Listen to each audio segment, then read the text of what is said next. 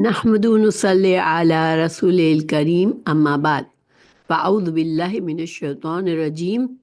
بسم اللہ الرحمن الرحیم۔ ہم اربعین نبوی سے احادیث رسول صلی اللہ علیہ وسلم پڑھ رہے ہیں۔ آج کی حدیث کا نمبر ہے 10 اور اس کا عنوان ہے عقل حلال کی اہمیت، عقل حلال کی اہمیت اور کسب حرام کی مذمت۔ بہت زیادہ اہم حدیث ہے۔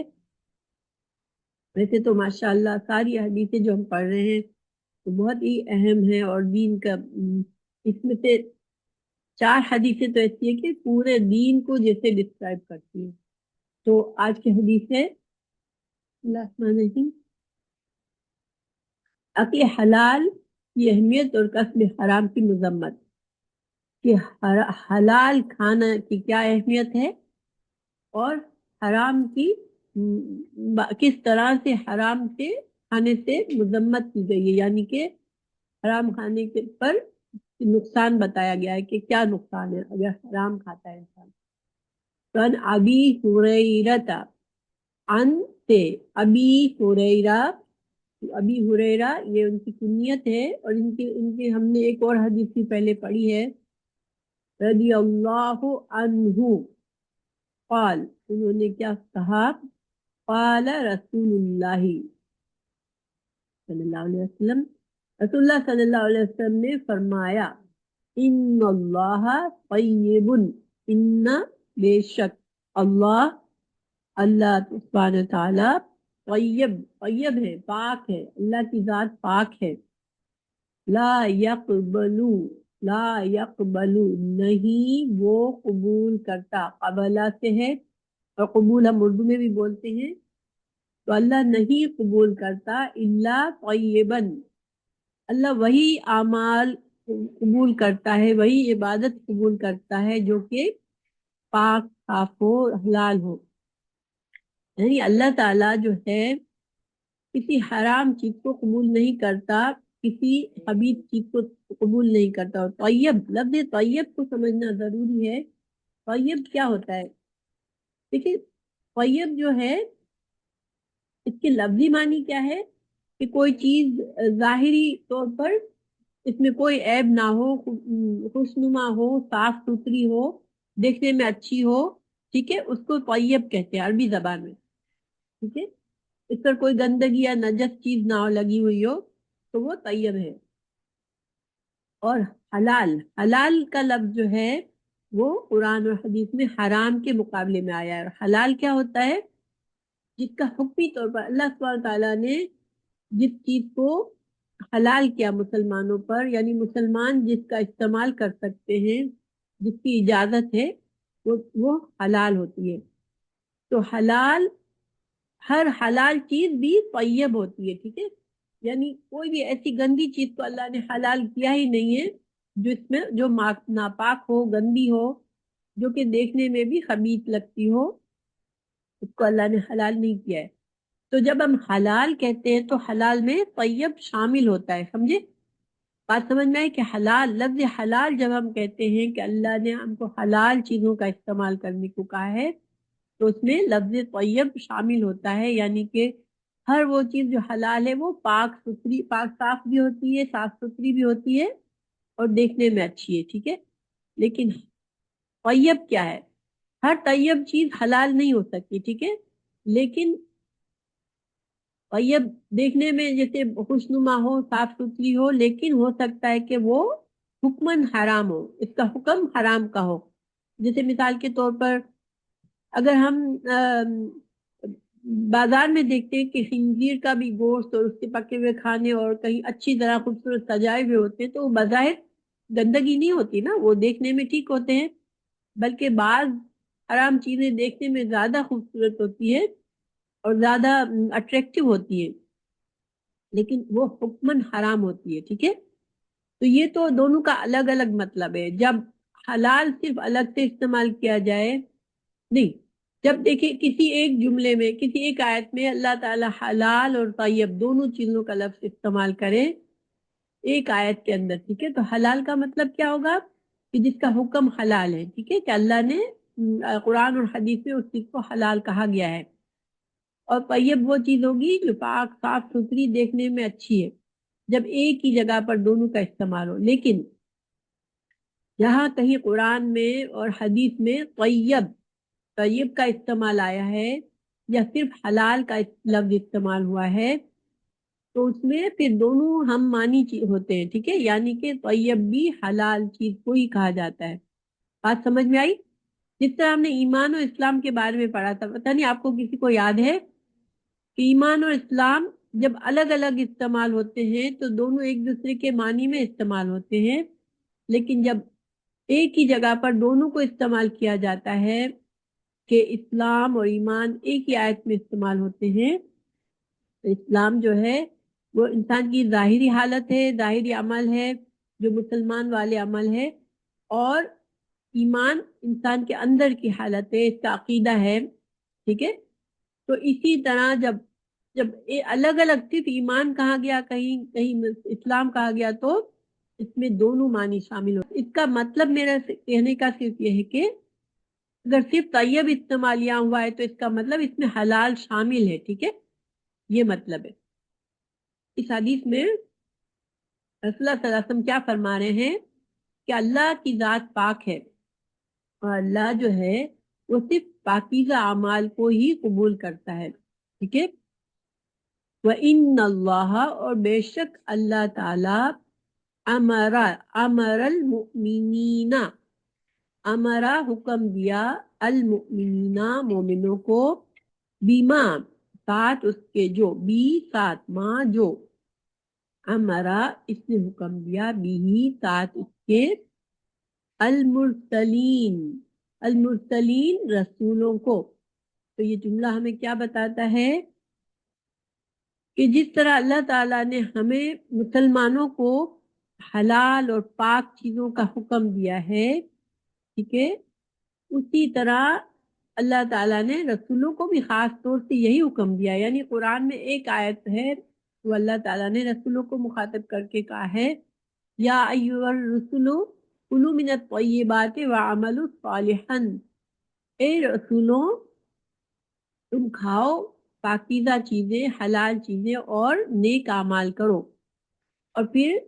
یہاں پر سورہ بقرہ کی آیت نمبر 172 میں مسلمانوں کو حکم دیا، یا ایھا الذین آمنوا کلوا من طیبات ما رزقناکم، اے لوگوں جو ایمان لائے ہو،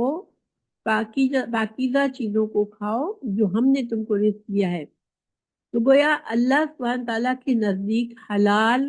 چیز کو کھانا اور حلال عمل کرنا اتنا اہم ہے کہ اللہ نے نہ صرف مومنوں کو حکم دیا بلکہ خاص طور سے رسولوں کو بھی حکم دیا۔ دیکھیں اس سے ہمیں یہ بھی پتہ چلتا ہے کہ تمام انبیاء جو تھے وہ بھی اسی طرح اللہ کے احکامات کے پابندی ان پر واجب تھی جس طرح ہم ان کے پیروکاروں پر تھی، ٹھیک ہے، ان کی قوموں پر جس طرح اللہ کے احکامات پر عمل کرنا واجب تھا، اسی طرح خود رسولوں پر بھی واجب تھا۔ ایسے نہیں تھا کہ رسولوں کے لیے کچھ اور احکامات ہیں اور رسولوں کا کام صرف بتانا ہے، ان کو عمل نہیں کرنا، نہیں، ان کو بھی عمل کرنا ہے۔ آپ صلی اللہ علیہ وسلم بھی فرض نمازیں پڑھتے تھے، روزے رکھتے تھے، تمام فرض عبادات کرتے تھے، نفلی عبادات کرتے تھے، جو آپ کم دیتے تھے لوگوں کو وہ آپ بھی کرتے تھے۔ تو کیونکہ حلال ہر چیز میں اللہ تعالیٰ نے خاص انبیاء کو مخاطب نہیں کیا ہے کہ اے نبیو تم نمازیں پڑھو، اے نبیو تم روزے رکھو، لیکن حلال حرام کی اہمیت اتنی ہے، اللہ تعالیٰ نے مومنوں کو ایکچولی واضح کرنے کے لیے فرمایا کہ صرف تم ہی نہیں ہو، ہم نے تو رسولوں کو بھی حلال حرام کا حکم دیا ہے کہ حلال چیزیں کام کرو اور حرام سے بچو۔ اور پھر ایک آیت ہے جس میں اللہ تعالیٰ نے تمام لوگوں کو مخاطب کیا جو اس میں نہیں ہے، یہ سورہ بقرہ کی آیت نمبر 168 ہے، اس میں اللہ تعالیٰ نے حکم دیا ہے یا ایھا الناس کلوا من طیبات ما رزقناکم، یعنی کہ تمام انسانوں کو اللہ نے حکم دیا کہ تم صرف حلال، اللہ کی طیب اور حلال چیزیں کھاؤ، حرام سے بچو۔ تو ویسے تو جو مسلمان نہیں ہیں وہ تو فالو نہیں کرتے نا، وہ تو حرام کھاتے ہیں، حرام کام کرتے ہیں، لیکن قرآن میں اس حکم کے آنے سے مسلمانوں کو کیا سمجھنے کی ضرورت ہے کہ اگر مسلمانوں کی حکومت ہے اور اس میں کچھ ایسے لوگ رہتے ہیں جو مسلمان نہیں ہے لیکن جزیہ دے کے اسلام کے اندر میں رہ رہے ہیں، اسلامی حکومت کے ماتحت ہیں، تو پھر اسلامی حکومت پر کیا فرض ہے کہ وہ ان کو بھی حرام چیزیں نہ پرووائڈ کرے، ٹھیک ہے، ان کے لیے بھی حلال کا انتظام کرے کہ دیکھیں مسلمان ملک میں شراب نہیں پہنچائی جائے گی ان لوگوں کو جو کہ مسلمان نہیں ہے کہ چلو کوئی بات نہیں تم پر تو حرام نہیں ہے تو تم شراب پیو، یا خنزیر کا گوشت مسلمان جو نان مسلم جو مسلمان ملک میں رہتے ہیں ان کے لیے خنزیر کا گوشت نہیں پرووائڈ کیا جائے گا کہ تم تو مسلمان نہیں ہو تو تم کھا لو، ٹھیک ہے، یا ذبیحہ کے بغیر ان کو کہا جائے گا کہ ٹھیک ہے تم کوئی بات نہیں تم ذبیحہ نہیں ہے تو تم کھا لو، نہیں، مسلمان حکومت میں جو لوگ نان مسلم بھی رہتے ہیں ان کو مسلمان حکومت پر کیا فرض ہے کہ وہ ان کو بھی حرام چیزیں نہ دے، اور ہم جیسے ہمارے پاس مثال کے طور پر کوئی حرام چیز آ گئی، کسی نے شراب آپ کو دے دی یہ گفٹ کے طور پر، یہاں ویسٹرن کنٹریز میں بہت سے لوگوں کو پتہ نہیں ہوتا، وہ آ کے آپ کو شراب دے جاتے ہیں کرسمس کی ہالیڈیز میں یا ادھر گفٹ دے جاتے ہیں، ٹھیک ہے، تو پہلی بات تو یہ کہ ہمیں ایسی گفٹ ایکسپٹ کرنا بھی اجازت نہیں ہے، دوسری بات یہ کہ ہم سوچے کہ ہم اس سے لے لیتے ہیں ورنہ اس کو برا لگے گا اور پھر ہم کسی نیبر میں کرسچن کو یا یہودی کو دے دیں گے، تو یہ ہم یہ بھی نہیں کر سکتے کہ ہم اٹھا کے حرام چیز کو ان کو بھی دیں، کیونکہ اللہ سبحانہ تعالیٰ نے قرآن میں تمام مسلمانوں کو حکم دیا ہے، تو گویا ایک مسلمان کسی اور اللہ کے بندے کو حرام چیز جو اللہ نے اس پر حرام کی ہے وہ اس کو آفر نہیں کر سکتا یا گفٹ نہیں کر سکتا۔ رسول اللہ صلی اللہ علیہ وسلم نے ایک مثال دی کہ کیا نقصان ہوتا ہے حرام چیز، حرام کھانا، حرام رزق سے انسان کو کیا نقصان ہوتا ہے، رسول اللہ صلی اللہ علیہ وسلم نے یہ ایک مثال پیش کی، اس میں کیا فرمایا، ذکرہ آپ نے ذکر کیا، الرجل ایک شخص کے بارے میں، یطیل سفرا لمبے سفر سے آیا ہے، ٹھیک ہے، اشعث اغبر اس کے بال جو ہے وہ گرد گرد سے لپیٹے ہوئے ہیں، یہ شخص ہے جس کی سفر کی حالت میں ہے، بہت اس کے بالوں میں مٹی لگی ہوئی ہے اور وہ برے حال میں ہے، جیسے سفر انسان کے لیے مشکل ہوتا ہے نا، بہت سفر کی حالت میں انسان بہت بڑا معصومیت کی حالت میں ہوتا ہے، اس لیے کہ تکلیف دہ ہوتا ہے سفر، اس زمانے میں تو سفر بہت ہی تکلیف دہ ہوا کرتا تھا، اور جب انسان سفر میں ہوتا ہے تو اللہ دعائیں قبول کرتا ہے کیونکہ سفر تکلیف دہ چیز ہے، تو اب یہ شخص آ کے یمد یدیہ الی السماء، اب یہ شخص یمد بلند کرتا ہے، پھیلاتا ہے ہاتھ، یدیہ اپنے دونوں ہاتھ، الی السماء آسمان کی طرف، ٹھیک ہے، پھر کہتا ہے یا رب یا رب، وہ اللہ کو پکارتا ہے، اور اس کی حالت کیا ہے، وَمَطْعَمُهُ اس کا کھانا پینا حرام ہے، وہ حرام حرام کھاتا پیتا ہے، اس کی روزی حرام کی ہے، وَمَشْرَبُهُ حرام اس کا پینا حرام ہے، وَمَلْبَسُهُ اور اس کا لباس حرام ہے، یعنی جب کمائی حرام ہوگی تو ظاہر لباس بھی حرام ہی ہوگا، وَغُذِيَ بِالْحَرام اور اس کی غذا حرام کی ہے، فَأَنَّا تو کیوں کر یُسْتَجَابُ لِذَلِكَ اس کو قبول کیا جائے گا اس شخص کی دعا کو۔ اب دیکھیے یہاں پر رسول اللہ صلی اللہ علیہ وسلم نے پہلے تو ہمیں حدیث میں بتایا کہ اللہ پاک ہے، اللہ طیب ہے، اور وہ صرف حلال چیزوں اور پاک چیزوں کو قبول کرتا ہے، یعنی کہ نیک اعمال جو کہ اب حلال کو قبول کرتا ہے میں کیا ہے کہ انسان کی کمائی، اگر انسان کمائی تو حرام کی کرتا ہے پھر صدقہ دیتا ہے تو ایسا صدقہ قبول نہیں ہوتا، ٹھیک ہے، اگر انسان کی ساری کمائی تو حرام کی ہے لیکن وہ کہتا ہے کہ میں بڑے لوگوں کی فلاح کے کام کروں، میں اللہ کے نام پر لوگوں کو خیرات دوں، تو اللہ تعالیٰ ایسی خیرات اور ایسے صدقے کو قبول نہیں کرتا۔ ہاں اگر انسان کہتا ہے کہ نہیں مجھے حرام نہیں کمانا اور وہ حلال کماتا ہے، اس کے پاس بہت زیادہ پیسہ نہیں ہے اور ایک معمولی سی کھجور بھی وہ اللہ کے نام پر دیتا ہے، تو اللہ سبحانہ تعالیٰ کو وہ صدقہ اتنا پسند ہے کہ شخص نے حلال کمائی کی اور پھر اللہ خالص نیت سے اللہ کے لیے چاہے معمولی سا صدقہ کیا، اللہ اس صدقے کو اپنے سیدھے ہاتھ سے لیتا ہے، یعنی خوشی سے لیتا ہے، اور اس کو پھر اس کی نشو و نما کرتا ہے، اس کے اجر و ثواب کو بڑھاتا رہتا ہے، یہاں تک کہ ایک پہاڑ کی طرح ہو جاتا ہے اس کا اجر و ثواب۔ اور اگر اسی کے مقابلے میں انسان بڑے سے بڑا صدقہ کرے، لیکن یہ کہے کہ بعض لوگ ایسے بھی کرتے ہیں کہ حرام کی انکم کر کے پھر بہت زیادہ صدقہ کر کے خود مطمئن ہو جاتے ہیں کہ ہم نے صدقہ کیا ہے، ہم نے نیک کام کیے ہیں، لیکن اللہ تعالیٰ ایسے نیک کاموں کو قبول ہی نہیں کرتا۔ اسلام میں حلال حرام کے ہمیں تھوڑے سے احکامات کیا ہے ہم یہ دیکھ لیتے ہیں، ٹھیک ہے، کہ اللہ تعالیٰ نے ہمیں کیا چیزیں حلال بتائی ہیں۔ اچھا، لیکن یہاں پر ایک دو مثالیں اور بھی ہیں، اس کو دیکھ لیتے ہیں۔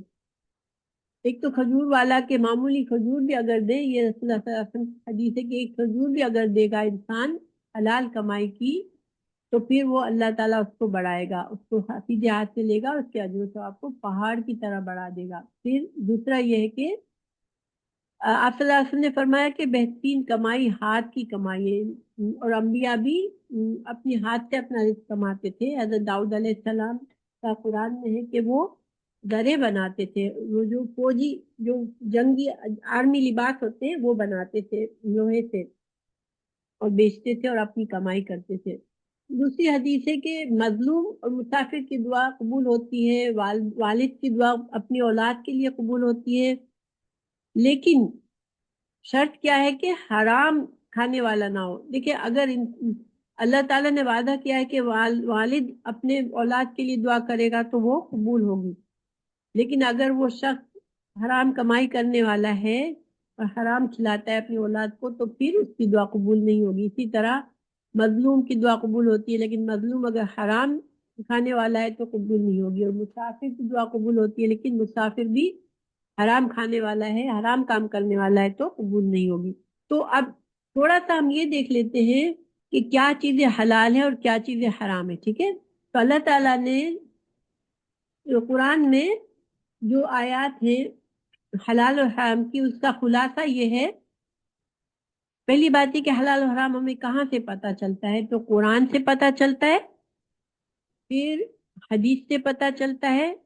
اور پھر ایک جنرل قاعدہ یہ ہے کہ اسلامی معاشرے میں جن چیزوں کو خبیث سمجھا کہ یہ چیزیں ناپاک ہیں تو پھر اس سے بھی بچنا چاہیے۔ اور پھر چوتھی چیز یہ کہ مشتبہات چیزوں کے بارے میں ہم نے حدیث پڑھی کہ انسان مسلمان جو ہے شک و شبہ والی چیزوں سے بچتا ہے، ٹھیک ہے، کہ وہ کہیں گناہ میں نہ پڑ جائے۔ تو کون سی چیزیں قرآن سے ہمیں حلال ہے وہ پتہ چلتی ہے، اور کون سی چیزیں حدیث سے میں ابھی بتاتی ہوں۔ لیکن ایک جنرل قاعدہ کیا ہے اسلام کا کہ عبادات کے معاملے میں دیکھیں، نماز، روزہ، صدقہ اور نفلی عبادات، ان سب کے بارے میں کیا، عبادات کے بارے میں قاعدہ کیا ہے کہ صرف وہ چیزیں عبادت کہلائی جائیں گی جس کی دلیل قرآن اور حدیث میں آ گئی۔ قرآن اور حدیث سے ہمیں معلوم ہونا ضروری ہے کہ یہ چیز عبادت ہے۔ کیوں کہ عبادت جو ہے وہ اللہ کے لیے کی جاتی ہے، اور عبادت وہی ہے جو اللہ نے خود بتائی ہے، رسول اللہ صلی اللہ علیہ وسلم نے بتائی ہے، وہی عبادت ہے۔ ہم کہیں کہ کوئی انسان کہے کہ میں جو ہوں اللہ کے نام پر دھوپ میں کھڑا ہو جاتا ہوں، ایک ٹانگ پہ کھڑا ہو جاتا ہوں، یہ میری عبادت ہے، تو نہیں، یہ عبادت نہیں ہے، کیونکہ اس کی کوئی دلیل ہی نہیں ہے۔ تو اسی طرح جتنے بے شمار ہمارے معاشرے میں چیزیں ایسی آ گئی ہیں جن کو ہم بڑے خوش ہو کر بڑے خوشو خضو سے کرتے ہیں، لیکن ضروری کیا ہے کہ ہم دیکھیں کہ کیا قرآن اور حدیث میں اس کو عبادت کہا گیا ہے، تو وہی عبادت ہے، ٹھیک ہے، پہلا قانون۔ اچھا، کھانے پینے کے معاملات میں کیا چیز حلال ہے؟ تو اس کے لیے ہم کو دلیل دیکھنی کس چیز کی ہے؟ یہ حلال، یہ حلال، یہ حلال، یہ حلال چیزوں کی تفصیل قرآن میں نہیں آئی ہے، مگر حرام چیزوں کی آئی ہے۔ تو گویا کھانے پینے کے معاملے میں ہمیں یہ دیکھنا ہے کہ قرآن اور حدیث سے کسی چیز کو حرام کہا ہے تو پھر ہمیں اس سے بچنا ہے، ٹھیک ہے، کیونکہ اللہ سبحانہ تعالیٰ نے سورہ بقرہ کے آیت 29 میں کیا فرمایا والذی خلق لکم ما فی الارض جميعا، اللہ سبحانہ تعالیٰ نے دنیا کی تمام چیزیں تمہارے لیے بنائی ہے. تو اس کا مطلب ہے کہ جنرل قاعدہ کیا ہے کہ ہر چیز حلال ہے انسان کے لیے، الا یہ کہ قرآن اور حدیث میں جن چیزوں کو حرام کہہ دیا گیا. تو قرآن سے کن چیزوں کو حرام کہا گیا ہے؟ تو دیکھیں قرآن میں 4 چیزوں کو حرام کیا کہا ہے. ٹھیک ہے، کیا ہے؟ ایک تو خنزیر کا گوشت حرام ہے، پھر بہتا ہوا خون کو حرام کہا گیا. ٹھیک ہے، مردار کو حرام کہا گیا. سوری، مردار کا گوشت حرام ہے، بہتا ہوا گوشت خون حرام ہے، خنزیر کا گوشت حرام ہے، اور اللہ کے نام کے علاوہ کسی اور کے نام پر دیا ہوا جانور بھی حرام ہے. ٹھیک ہے، یہ قرآن سے حرمت ان کی ثابت ہوتی ہے. اللہ کے نام پر جیسے کسی نے ذبح کیا جانور، جیسے گوشت ذبح کیا کسی جانور کو، پھر کسی پیر یا کے مزار پر جا کر اس کی قربت کے لیے نیاز بنائی اس کے نام کی، تو بھی حرام ہے. ٹھیک ہے، ہم وہ کھانا بھی نہیں کھا سکتے جو کسی پیر یا کسی داتا کے مزار پر نیاز کے طور پر دیا گیا ہو، اور کسی گھر میں نیاز کی گئی ہو کسی اور کے نام پہ. لوگ کرتے ہیں گوشت پاک کہتے ہیں، گوشت پاک حضرت عبد القادر جیلانی کے نام پر کرتے ہیں، نیاز کرتے ہیں، یا مختلف گوشت پاک، ان کو گوشت پاک کہتے ہیں، حالانکہ یہ کہنا ہی غلط ہے. اور قرآن میں یہ 4 چیزوں کو حرام کیا گیا. پھر حدیث میں گھریلو گدھے کو حرام کیا گیا. ٹھیک ہے، حدیث کے ذریعے گھریلو گدھے کو حرام کیا گیا. اور آپ صلی اللہ علیہ وسلم نے بتایا کہ جو جانور کچلی سے شکار کرتے ہیں، تو جو جانور جو ہے، اور کچلی کیا ہوتی ہے؟ جو نوکیلے دانت ہوتے ہیں نا، جو وحشی جانوروں کے، آپ کو پتا ہوگا بلی کے، کتے کے، شیر کے، چیتے کے، ان کے نا نوکیلے 2 دانت ہوتے ہیں. ٹھیک ہے، اس کو کچلی کہتے ہیں.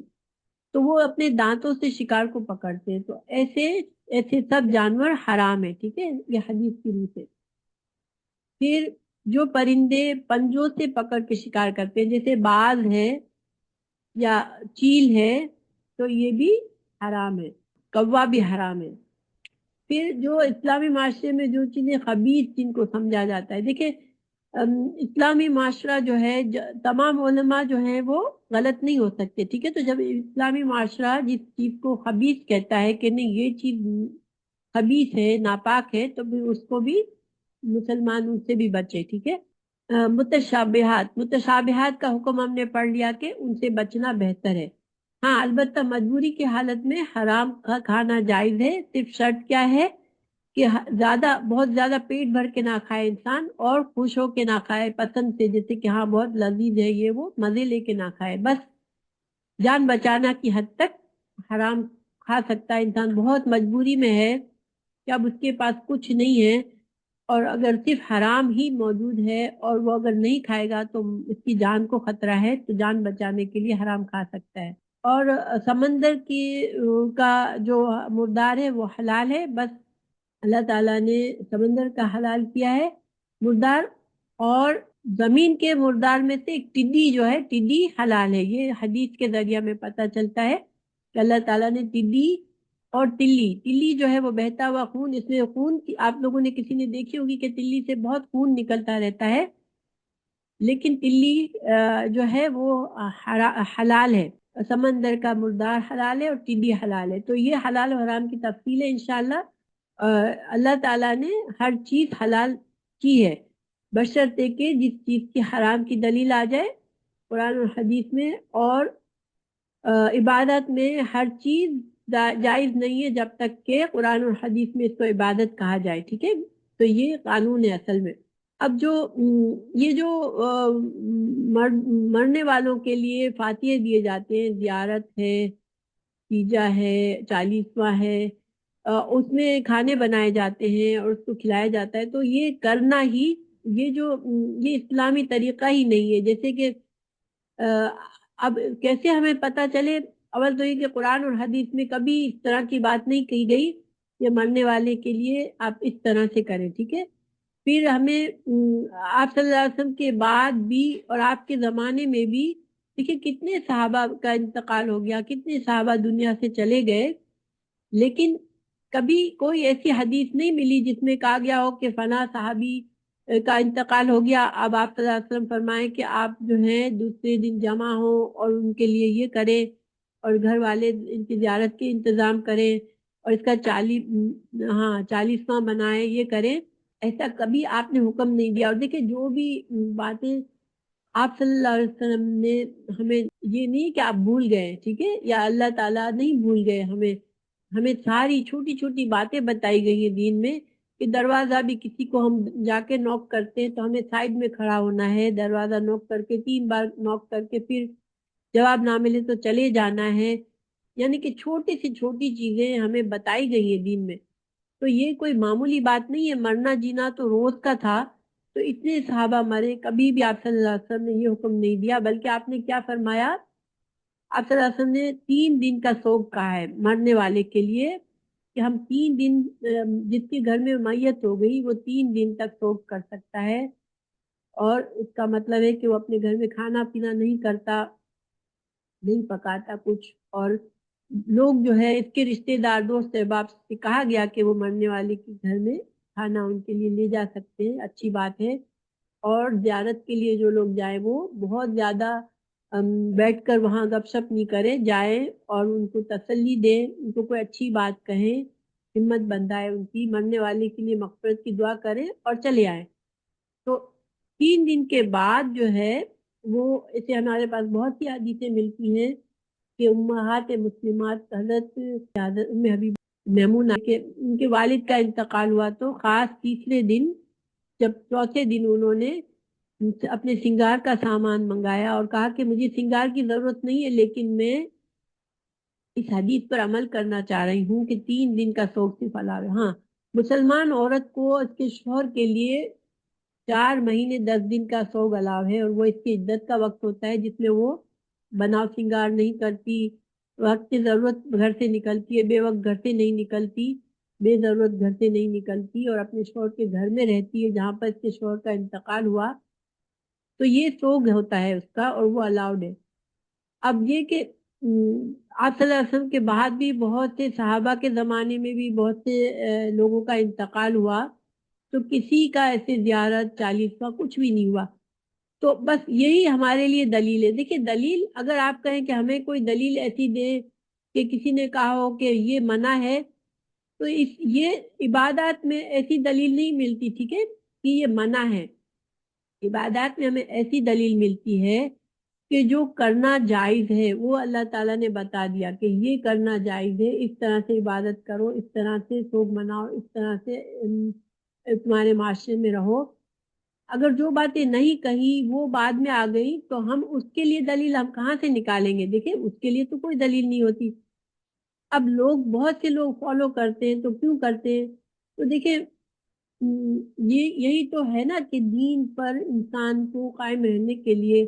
اللہ تعالیٰ نے اتنے انبیاء بھیجے۔ کیوں بھیجے؟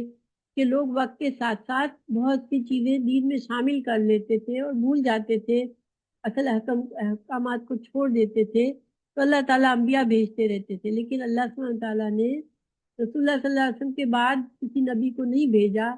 اب یہ مسلمانوں کی امت مسلمہ اور ہر انسان کا فرض ہے، ہر مسلمان کا فرض ہے کہ وہ صحیح دین کو ڈھونڈے، آپ صلی اللہ علیہ وسلم کی صحیح تعلیمات کو دیکھے، ریفرنسز دیکھے کہ واقعی یہ اوتھینٹک ہے، اور پھر اس پر عمل کرے۔ یہی ہمارے لیے اس میں بہتری ہے۔ ہاں البتہ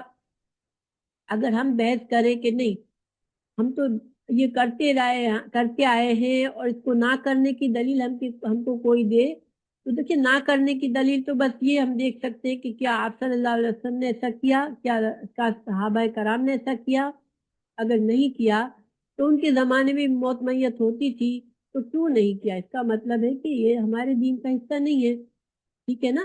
اب اس کے بعد نہ ماننا اور ماننا تو ہر انسان کے اپنے دل کی بات ہے، ہمارا اپنا ایمان ہے۔ ہاں آپ یہ کر سکتے ہیں کہ جو لوگ کہتے ہیں نا کہ ہاں آپ ایسا، جیسے کوئی عالم آپ کو کہتا ہے کہ آپ جو ہے وہ فاتحہ دے مرنے والے کا، آپ زیارت کریں، آپ 40واں کریں، ہاں ان کو پاس جا کر آپ ان سے کہہ سکتے ہیں کہ یہ سارے چونکہ عبادات کے کام ہیں، ثواب کے کام ہیں، تو آپ ہمیں اس کی دلیل دیں۔ اگر ان کے پاس واقعی کوئی دلیل ہے تو پھر دوسری بات ہے، لیکن کیونکہ ان کے پاس اگر صحیح صحیح حدیث سے کوئی دلیل ہے، قرآن سے دلیل ہے، تو آپ ان کی بات مانیں، اور نہیں ہے تو پھر آپ، یہ آپ کا ایمان ہے اور آپ کا معاملہ ہے کہ آپ، تو اگر کوئی دلیل نہیں دے سکتا تو آپ اس سے، کیونکہ عبادات کے لیے ثواب اور اجر و ثواب کے لیے یہ فائدہ ہے اسلام کا کہ اللہ اور اللہ کے رسول صلی اللہ علیہ وسلم سے اگر یہ آپ کو دلیل ملتی ہے یہ کام کرو تو کرو، نہ کرنے کی دلیل آپ کو نہیں ملے گی، ٹھیک؟ بس جو بھی شک والی بات ہے اس میں بہتر ہے کہ آپ معلومات حاصل کریں اور یقین حاصل کریں، شک پر نہ رہے، ٹھیک ہے نا؟ اصل باقاعدہ یہ ہے کہ انسان شک پر نہ رہے، جہاں شک آتا ہے وہاں رک جائے جب تک آپ اس کا علم حاصل کر کے یقین نہ حاصل کر لیں۔ دیکھیں آپ کو یہ عبادت شک کی بنا پر چھوڑ دیں گی کہ آپ کو تو لگتا ہے کہ عبادت ہے، لیکن اب کسی نے ایسی بات کر لی کہ اب شک پیدا ہو گیا، تو بہتر ہے کہ اس عبادت کو اس وقت تک روکیں جب تک آپ اپنے شک کو دور کر لیں، اور جب تک آپ صحیح صحیح قرآن اور حدیث سے آپ اس کو، اس کا صحیح جواب نہ حاصل کر لیں، ٹھیک ہے؟ تو انشاءاللہ اللہ تعالیٰ آپ کی اس کوشش پر آپ کو اجر دے گا، کیونکہ آپ اللہ کی رضا چاہ رہے ہیں، اور آپ یہ چاہ رہے ہیں کہ آپ کوئی ایسا کام نہ کرے جس سے اللہ ناراض ہو، تو اللہ تعالیٰ آپ کی اس رک جانے پر بھی اجر دے گا کہ آپ نے ایک کام آپ کر رہی تھی کئی سالوں سے، اب آپ کو شک ہو گیا اور آپ رک گئی، اور آپ نے کوشش کی، محنت کی، اور آپ نے پورا یقین حاصل کیا، پھر عمل کیا، ٹھیک ہے نا؟ باقی ہم سب کمزور ہیں، ہم سب سے غلطی ہوتی ہے، ہم میں سے کوئی پرفیکٹ نہیں ہے، اللہ سبحانہ تعالیٰ سے امید ہے اور دعائیں ہیں کہ اللہ تعالیٰ ہمیں، ایک تو یہ کہ ہمارے سینوں کو صحیح ان کے لیے کھول دے، اور دوسرا یہ کہ اللہ تعالیٰ ہمیں اپنے نفس کے پہچان دے کہ ہم اپنے نفس پر چل رہے ہیں یا ہم اللہ کے قائل، اللہ کے احکامات پر چل رہے ہیں، ہمارے اندر ضد ہے یا ہمارے اندر اپنی بات منوانے کی یا ہمارے اندر مقابلہ بازی ہے، تو یہ ساری باتیں غلط وجوہات ہیں کسی عمل کو کرنے کی، ٹھیک ہے نا؟ بعض لوگوں کو شک ہوتا ہے لیکن وہ اس لیے کرتے ہیں کہ بھئی ہم اتنے عرصے سے کریں، ہمارے رشتہ دار، ہمارے دوست احباب، ہم نے اچانک سے یہ کام نہیں کریں گے تو وہ کیا سوچیں گے؟ مثال کے طور پر اگر کسی موت ہو گئی، اب یہ فکر لاحق ہو جاتی ہے کہ ہمارے خاندان میں تو یہ رواج ہے کہ اس طرح سے کرنا ہے، اب میں نہیں کروں گی تو میرے خاندان والے مجھ سے باتیں بنائیں گے، تو یہ وجہ نہیں ہے انسان کو عمل کرنے کی، ٹھیک ہے نا؟ اس لیے کہ ہمارے خاندان والے ہمیں اللہ کے آگے کچھ بھی مدد نہیں کریں گے جب ہمیں اللہ کو جواب دینا ہوگا، تو جہاں کھٹکا پیدا ہوا دل میں وہاں علم حاصل کریں، اور اس کام کو اس وقت تک روکیں جب تک آپ کو صحیح علم حاصل ہو جائے، تو انشاءاللہ اللہ تعالیٰ آپ کو اجر و ثواب دے گا انشاءاللہ۔